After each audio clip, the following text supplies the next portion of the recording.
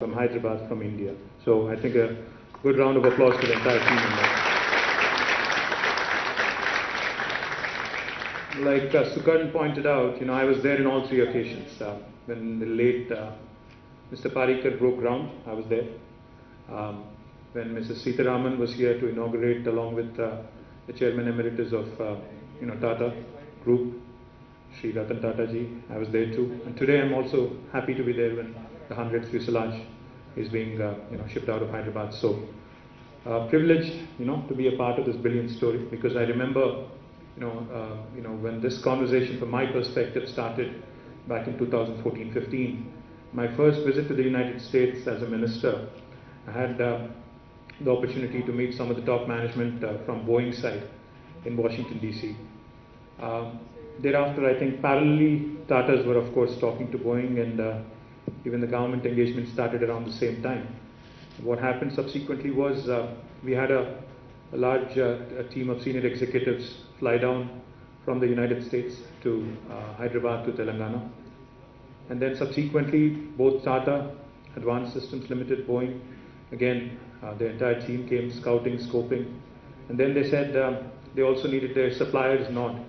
So the suppliers, a large suppliers meet was held right here in the city of Hyderabad with almost 100 plus suppliers of Boeing. I remember also attending that event. So all in all, today a very comprehensive ecosystem, thanks largely to Tata Advanced Systems Limited and their partnerships that they have forged with Boeing, with Lockheed, with GE and others. Thanks to them that today Hyderabad really enjoys a great reputation in the aerospace and defense ecosystem. I'd be remiss not to mention Mr. Vijay Singh and the entire team of TASL. Thank you, sir, and thank you to the entire team of TABL. Sukarn, you've been guiding us from the very beginning. Thank you very much. Salil, he was just telling me, in fact, narrating a story rather. And when the pandemic actually started back in March in India, I know Salil was a very worried man, because he was worried about what would happen to the manufacturing here and how that would affect the entire supply chain, and what would happen to their factories in the US. But I remember a conversation, Salil, when he just told me he was driving when he spoke to me. I advised him, of course, not to speak on the phone when you're driving, but nevertheless. Salil, we had a conversation. He said, we have to ensure that the operations go on. We have to ensure that, the manufacturing goes unhindered, while, of course, taking all precautions, etc. So my compliments to you, Salil, and on being steadfast, on being focused, on ensuring, I think, the service deliveries that you've set for yourself, on meeting them as well. Mr. Banmali Agarwala, and of course the entire team of US Embassy here, led by Clark, and Mr. Pallam Raju, who is a dear friend and a former Union Minister, and of course our local friend here, Masood Hussaini, who's always there, telling us what needs to be done and when it needs to be done. Thank you, Masood, for being a great friend also. Just 2 or 3 things I'd like to quickly point out. In fact, the Hyderabad-based aerospace and defense ecosystem has been ranked #1 globally in cost effectiveness by the Financial Times FDI Future Aerospace Cities Rankings 2020. The Ministry of Civil Aviation has also awarded Telangana as the Best State Award for 2020 and 2018 for the state with most progressive outlook towards aerospace sector. This only reinforces Sukarn's point about how Telangana is a fantastic place to invest, especially in this sector. Traditionally, as you all know, Hyderabad has been known as the missile hub of India, and has been leading the manufacturing and has also been the manufacturing and research hub for defense industry since the mid-60s. Hyderabad hosts a dozen DRDO labs and major defense public sector undertakings such as BDL, ECIL, BEL, HAL, etc., besides an ordnance factory also. Each of these institutions has nurtured and supported a large number of local MSMEs in defense manufacturing. In fact, that number is more than 1,000 today, many of whom also support the aerospace supply chain. Talking about supply chain, in fact, Boeing India and Salil have just introduced me to 2 Hyderabad MSMEs with whom they have forged a new partnership, Azad Engineering and also Raghu Vamsi.